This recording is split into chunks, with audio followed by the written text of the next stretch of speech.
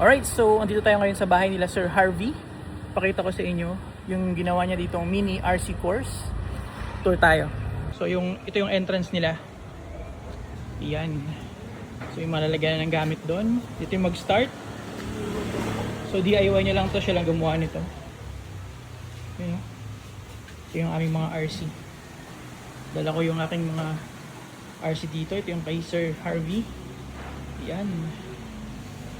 And then, nagdala kami ng camping chair para may tambayan later.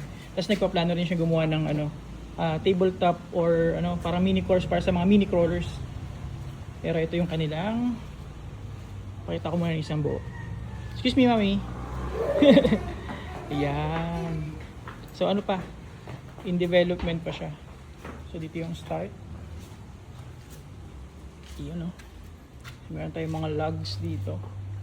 So ginawa niya to for both 112 kasi karamihan sa mga members namin naka 112 din, and of course sa mga 110. So meron tayo ditong descent, and then varying na angle, and then konting incline dito. Yan, and then medyo patagilid dito sa side na to. Yan, and then pagdating mo dito meron tayong hanging bridge. Yan, umuga. Tapos meron tayong loose pebbles sa part na ito. There, and then dito. And then bababa ka na dito ngayon. Yan. And then possibly pwede ka dito dumaan sa baba. Then dito.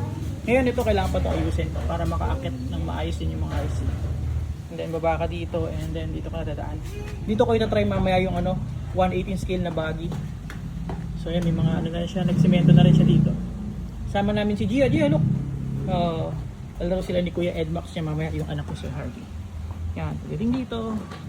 Yan, so pumunta kami dito para mag-brainstorm ko ano pa yung pwedeng idagdag ni Sir Harvey dito. Yan, San Mateo. Malapit lang sa amin sa may Nangka. Yan, laki pa ng space dito.